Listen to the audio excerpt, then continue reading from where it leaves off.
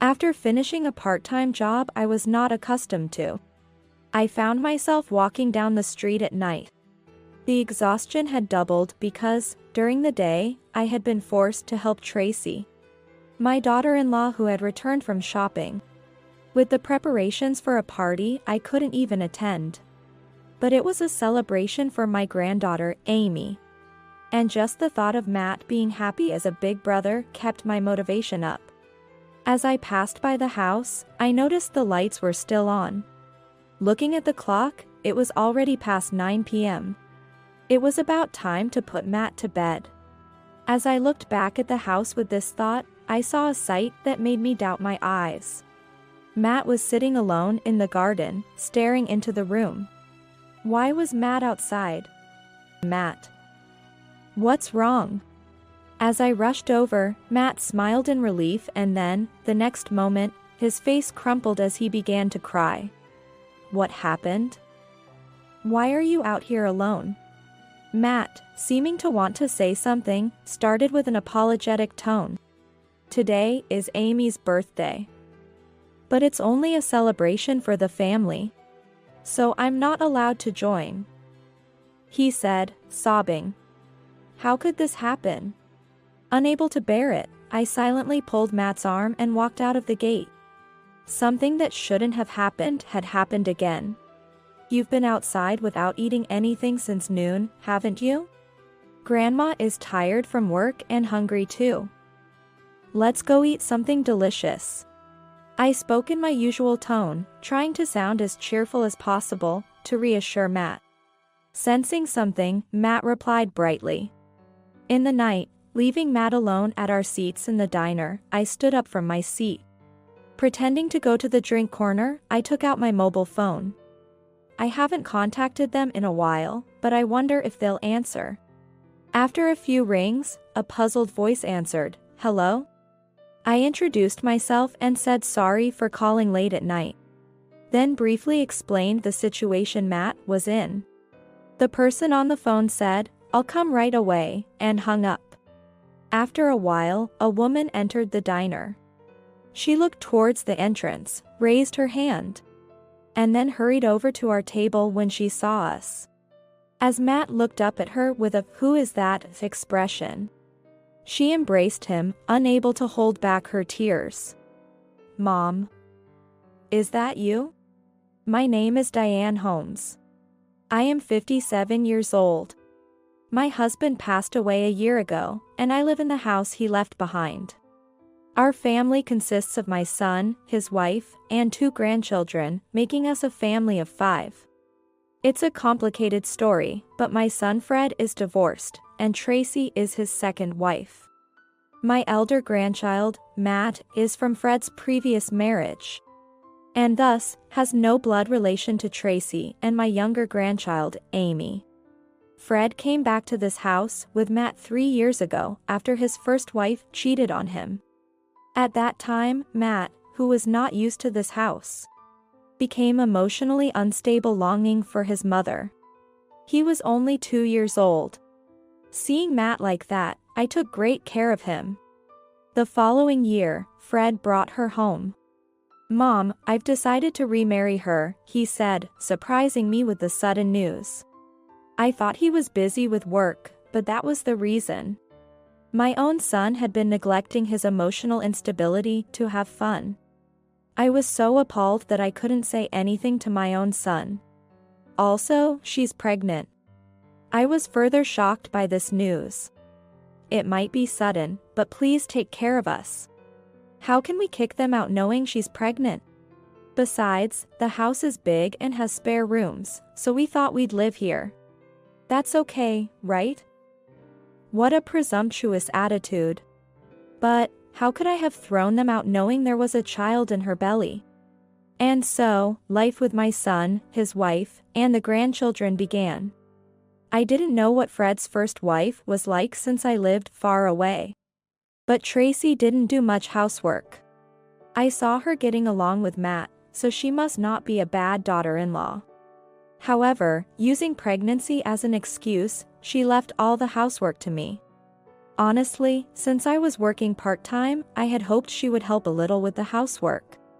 But she always had an excuse, saying, "I have severe morning sickness," or "my stomach hurts." Having been pushed into a corner, I couldn't force the issue. She seemed like she was in good health. But I understood that the hardships of pregnancy vary from person to person. It feels like I'm being burdened with too much. Despite this, my husband, who always lent a sympathetic ear, was no longer around. If she says she's suffering, you should be more understanding. These days, no one appreciates a harsh mother-in-law. Rather than such a thing, "Is dinner ready yet?" I had tried talking to Fred about it once, but he just brushed my concerns aside. "Sorry to bother you with such a thing, being disappointed." I endured the heavy burden of these days. During this time, Amy was born. Since Matt was born while they were living far away, it was difficult for me to be involved in his life at first. Living with a baby brought immense joy. Not that I loved Matt any less. Witnessing the birth of new life, Matt's eyes sparkled with excitement. Pride in becoming a big brother. The determination to protect his little sister. I could feel these emotions coming from him. Without comparing the two young ones, I vowed to love them both equally. As Amy's upbringing began, Tracy became increasingly harsh toward Matt. Since Amy was her own, born from her womb, it seemed her affection for Amy overshadowed everything else. Postpartum mood swings are common, so I tried to be understanding. It was my role to support Matt in place of Tracy. Despite Tracy's worsening attitude, Matt wanted to believe in the kindness Tracy had shown him before. He tried his best to help out and get her attention. One day, after I returned home from my morning job, I could hear Tracy's loud yelling from outside. "Why can't you do such a simple thing? You've just made more work for me." It seemed she was scolding Matt for accidentally spilling the milk powder meant for Amy. "Come now, he was just trying to help. Isn't that enough?" I tried to calm Tracy, but she was met with resistance. "Just stay out of this. If you want to say something, you clean up this mess." Being scolded by a mother, even if she is not biologically related, can have an immeasurable impact on a child's emotions. The mix of sadness, frustration, and regret. Watching Matt try to hold back his tears and manage a multitude of feelings left me overwhelmed with a sense of helplessness. "Grandma will clean this up." "You did your best, didn't you?" After comforting and calming Matt, I cleaned up the spilled powder. "Amy, if you make such a clumsy mistake, it's a no-no for you. Your brother really is useless, isn't he?" After giving us a disdainful glance, Tracy turned to speak to Amy, who still doesn't understand words. I struggled to contain my anger towards Tracy, who wouldn't even give Matt a second look. At dinner, noticing Matt's absence, I asked Tracy about him. "Where's Matt?" "I don't know. Maybe he ran away because I scolded him?" That simply couldn't be the case. Matt was only 4 years old. Where could he possibly run away to? Just then, Fred came home.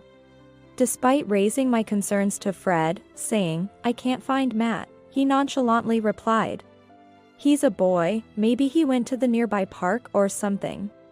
Anyway, hi Amy, showing no sign of worry at all. Even for a boy, it was already past 7 p.m. Shouldn't they be worried if he was at the park alone? I left my uneaten meal and rushed outside. I searched the park, the route to kindergarten, and the supermarket, but found no sign of Matt. Maybe he's returned home. With that thought, I headed back, and as I was about to open the front door, I heard a sound like metal being struck coming from the garden. Our garden wasn't very large, but there was a small shed. It seemed the sound was coming from there. I froze, thinking, could it be? No, that's impossible. Approaching cautiously, I heard banging and a faint voice. Matt. Is that you? When I opened the shed door, I found Matt sitting inside, crying. How could they do this? I carried Matt back to confront Tracy and Fred, who looked awkwardly at each other upon seeing my furious expression. What is the meaning of this? While holding a still sobbing Matt, I confronted the two of them. Fred stammered. Well, I just heard about it from Tracy. After glaring sharply at Fred's fumbling response, Tracy, without a hint of remorse, stated, "It's Matt's fault. He ruined Amy's milk." I couldn't believe their reasoning. Just because of a small mistake, they locked a little child in a shed. How could I eat knowing what they had done?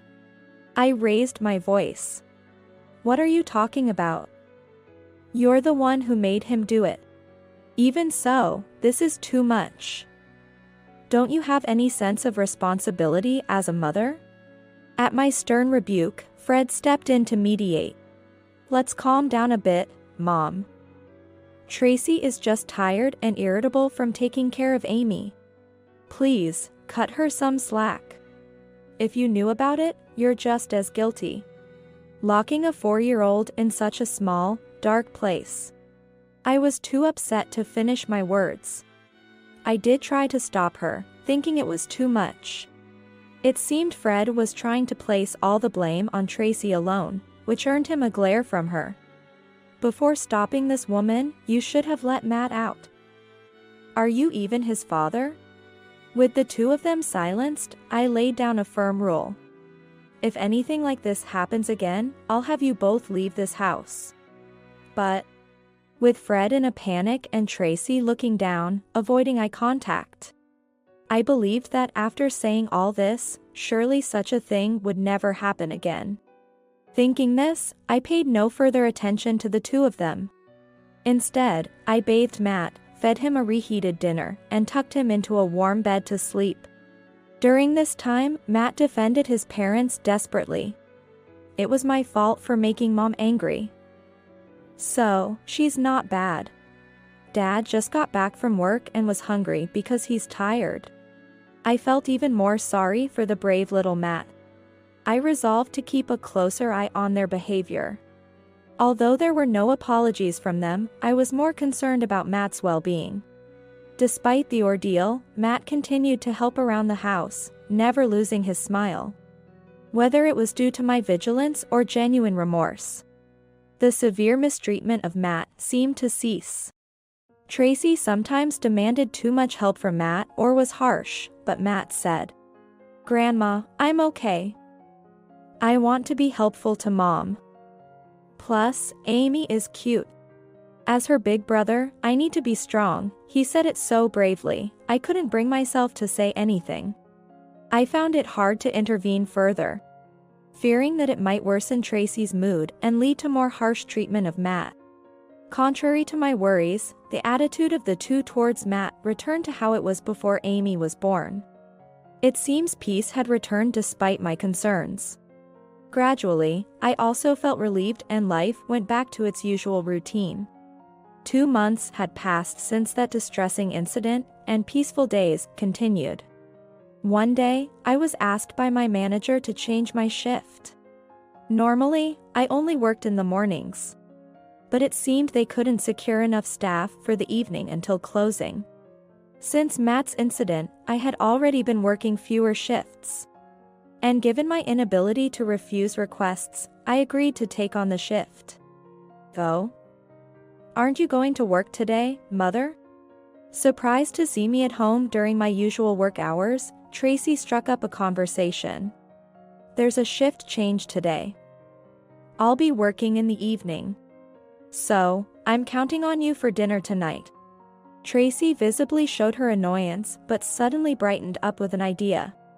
Then, let's have an early birthday party for Amy today. Knowing I would be absent due to work, it seemed I was not invited to the party. I wished to celebrate my granddaughter's first birthday too. I'll need to start preparing for the party right away and let Fred know to come home early. Ignoring my feelings, Tracy was pleased with her plan. Well then. I'm off to shop, so please watch Amy. Since you can't join the party, you can at least do that much for us. Using shopping as an excuse, Tracy was essentially giving me time alone with Amy. How selfish can one be? Feeling it was too troublesome to argue further, I quickly took Amy from Tracy and sent her off to shop. That evening, after finishing my shift at an unusual time, I was walking home in the dark. The day had been doubly tiring because I had to help Tracy, who had returned from shopping, with preparations for a party I couldn't even attend. But the thought of celebrating Amy's birthday and imagining Matt's happy face kept my spirits up. As I passed by the house, I noticed the lights were still on. Checking the time, it was already past 9 p.m. It was about time to put Matt to bed. I hope she hasn't left me to clean up. Looking towards the house again, I saw a sight that made me doubt my eyes. Matt was sitting alone in the garden, staring into the room. I couldn't understand what was happening. Why was Matt outside? I hurried to the entrance, rushing around to the garden from the side of the gate. Matt. What's wrong? As I approached, Matt looked relieved to see me but then burst into tears the next moment. What happened? Why are you out here all by yourself? Although I knew I shouldn't press him too much, I couldn't help myself. Matt just sobbed and couldn't answer. How about we go inside? He looked at me surprised, as if wanting to say something, and then hesitantly started to speak. Today is Amy's birthday. But they said it's a family-only celebration, and I can't join, he sobbed. How could they? I couldn't bear it any longer and silently pulled Matt by the arm, heading out of the gate. Something that shouldn't have happened, had happened again. What's wrong? Grandma, are you angry? Where are we going? His voice made me snap back to reality. You haven't eaten anything since lunch, right? Grandma is tired from work, and I'm hungry too. Let's go eat something delicious. Trying to sound as cheerful as possible to reassure Matt, he brightened up and responded positively. Taking a child to a diner at this late time. I worried about being judged by others, but no one, not even the staff, seemed to pay us any mind. Leaving Matt at the table, I stood up. I'm going to get some juice. Pretending to head to the drink corner, I took out my phone instead. I wondered, I haven't contacted them in a while, but I wonder if they'll answer. After a few rings, a puzzled voice answered, "Hello?" I introduced myself and said sorry for calling late at night. Then briefly explained the situation Matt was in. The person on the phone said, "I'll come right away," and hung up. Returning to the table, I found Matt munching on the fries he'd ordered. You took a while, huh? As I placed the Coke I'd gotten for him on the table, he looked at me anxiously. I wasn't sure what you'd like to drink, I lied, but Matt quickly brightened up. I love Coke, he declared, eagerly gulping it down. He's only 5. Coming to a diner at this hour, he didn't even fuss. Quietly waiting alone at the table, he even seemed so sensitive about adults' feelings. Why does such a good kid have to? I was so frustrated, all I could do was watch him eat his fries. After finishing his fries, Matt seemed restless. Want to order a hamburger too? I suggested. Matt's expression grew tense as he said, I wonder if we'll get in trouble if we don't go home soon. Even though he said that, we couldn't just go back home yet. I was pondering how to explain this to Matt when a woman entered the diner. She looked toward the entrance, raised her hand at us, and hurried to our table. Matt looked up at her with a questioning expression as she embraced him. Unable to hold back her tears. The woman I had called earlier on the phone was Emma, Matt's biological mother. Mom. Is it really you?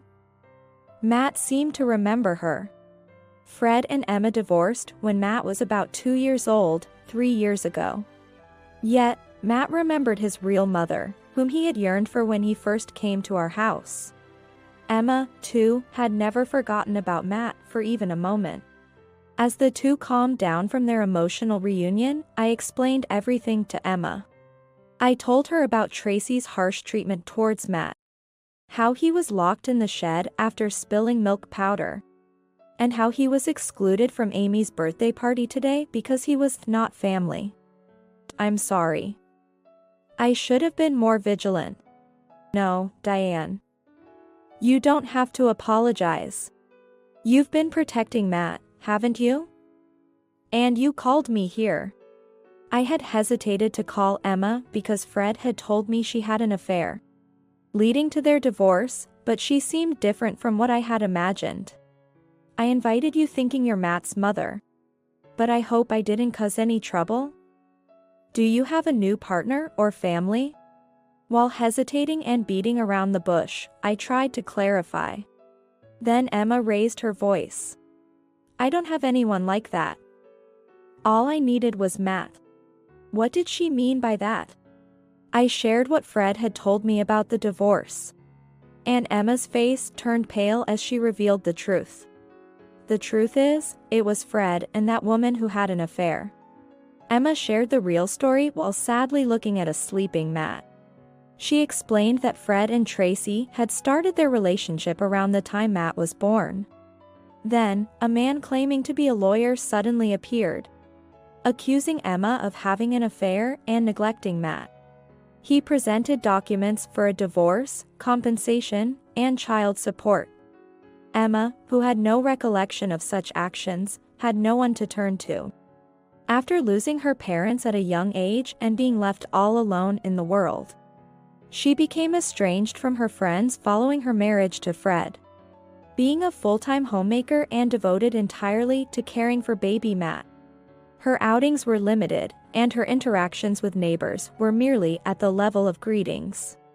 In such a situation, with her already sparse social connections, gathering evidence to prove her innocence was challenging.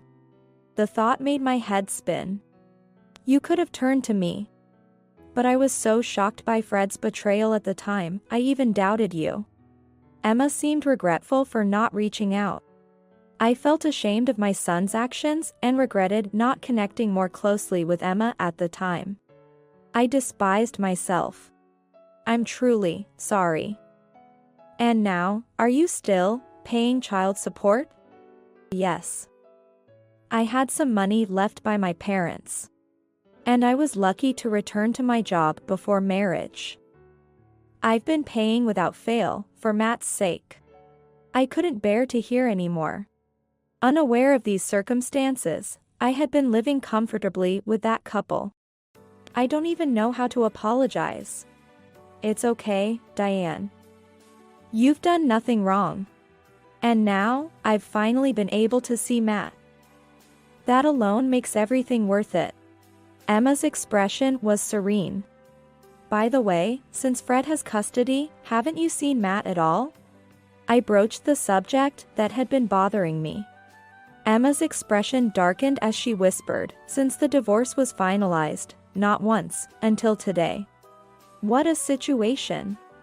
I couldn't hold back my emotions any longer. Emma. I've made up my mind. The real parents of Matt are not those two, it's only you. I won't let them take Matt away from you ever again. Emma looked at me in surprise. Then, as if strongly agreeing with my resolution, she nodded firmly. Actually, I haven't been doing nothing. She explained that she had already hired a lawyer to address the unjustly demanded child support and to claim compensation from Fred and Tracy. According to the lawyer Emma hired, the lawyer Fred and Tracy had provided turned out to be just a friend, not a legitimate attorney. I'll help too. For Matt's sake. Thus, in the late hours at the diner, Emma and I formed a partnership. 3 months passed, and I continued living as usual, making sure not to let any harm come to Matt. One day, Emma and her lawyer came to our house. Fred and Tracy were taken aback and flustered, but I calmed them down and had them take a seat. What is the reason for your visit today? While Fred was visibly shaken, Tracy tried to appear bold. We're here today to discuss a compensation claim against you and Fred, and to negotiate the transfer of Matt's custody to me. Unwilling to be outdone, Emma also responded with calm composure. Compensation? That must be about you, right? I've heard it from Fred. Tracy mocked the former wife as if she were laughing at her. That makes sense, since you were Fred's affair partner. What nonsense. I met Fred after he divorced you. Fred remained silent, just listening to the exchange between his ex-wife and current wife. Let's all calm down. First, let's hear what the lawyer has to say. Pretending to be unaware of everything, I subtly directed the conversation towards Emma's turn. Please take a look at these documents. He spread out a report that was supposedly from the lawyer Fred and Tracy had arranged for their divorce. This is the report given by Mr. Fred Holmes' lawyer at the time of his divorce from Ms. Emma Collins. What does such an old document prove? Tracy was clearly flustered. What's wrong with that? I had a proper lawyer. As Fred tried to intervene, Emma's lawyer quickly continued. Was that really a lawyer? Which firm do they belong to? Fred was left speechless. Ignoring Fred's hesitation, the lawyer continued. As a fellow lawyer, I must say, this report lacks credibility. The evidence photos are clearly fabricated. And the testimonies about Ms. Collins neglecting child care are too vague. But that's the evidence that led to their divorce. Tracy desperately clung to her argument. Indeed, Ms. Collins did divorce under those circumstances. However, the demands for child support were excessively high. Despite making regular payments, she hasn't been allowed to see her child, has she? That's because Matt said he didn't want to see her. I screamed internally, that's not true. Thinking back to when Matt first came to our house. How desperately he sought his mother's presence. I was trembling with anger. But she did neglect him, right? Regardless of how vague, we did have testimonies. Regaining some composure, Tracy began to speak. Would you like to see the childcare diary I kept at the time? With that, Emma pulled out a worn letter-sized notebook. The cover read, Matt's childcare diary. Such a thing could easily be filled in afterward. However, as Emma silently flipped through the notebook, the color drained from Tracy's face. The pages were densely filled with detailed records of Matt's feedings, diaper changes, sleep times, and at the end of each day, a brief diary entry from Emma.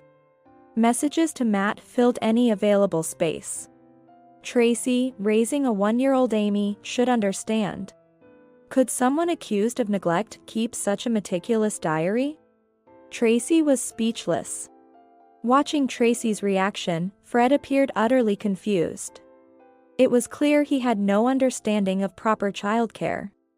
In this diary, there are entries about Mr. Holmes' actions as well. Me. Fred looked exhausted. It's about you being late from work or going on business trips. Emma added sarcastically, implying she was well aware. A diary can't reveal an affair. Tracy was right. A diary alone couldn't serve as evidence. That was the hard part.